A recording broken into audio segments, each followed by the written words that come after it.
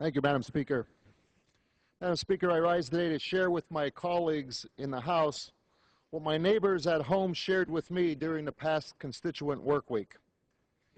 Throughout the week, I heard from small business owners, local officials, university leaders, teachers, students, Rotarians, and a Purple Heart National Guardsman about the issues facing Pennsylvania's 11th Congressional District.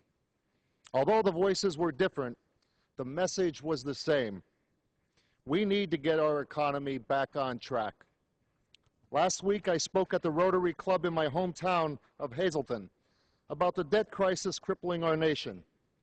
The Rotarians were engaged, attentive, and concerned about the spending habits of Washington.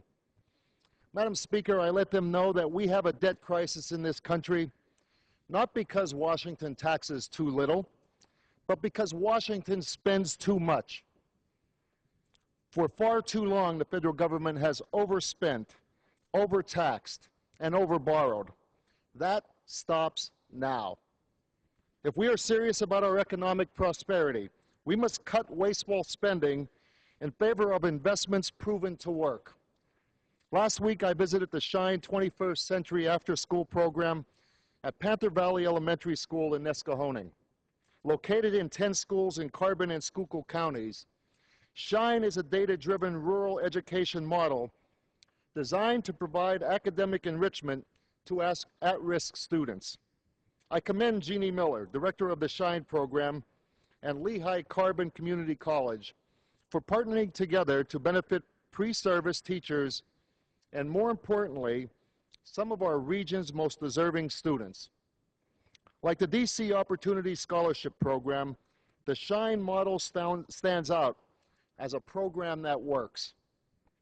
As a member of the House Committee on Education and Workforce, I will continue to examine how education at all levels is preparing students for careers. I was privileged last week to welcome Chairman Klein and the House Education and Workforce Committee to Wilkes University in Wilkes-Barre for a field hearing on the role of higher education in job growth and development.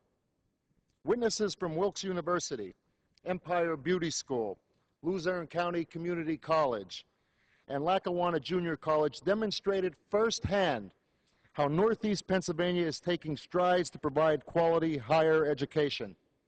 Additionally, Chairman Klein and I met with and read to a kindergarten class at Riverside Elementary East in Moosic.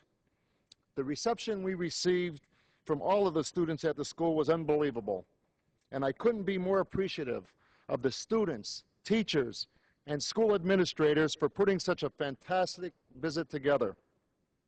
Also last week, I welcomed Chairman Micah, Subcommittee Chairman Schuster, and the Transportation and Infrastructure Committee to Scranton for a listening session on the future of our roads and infrastructure.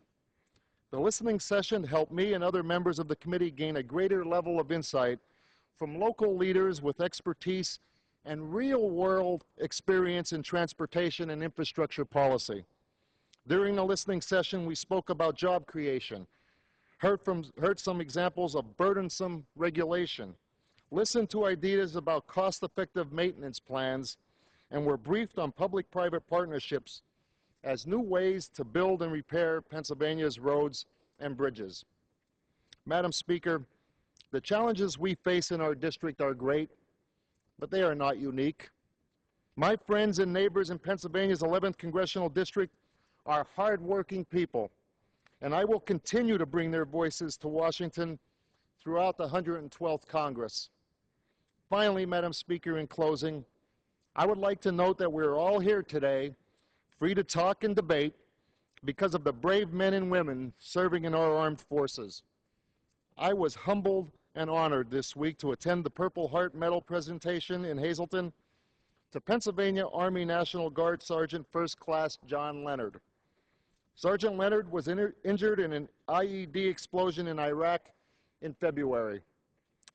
It is men and women who make me proud to be standing freely in this House chamber today.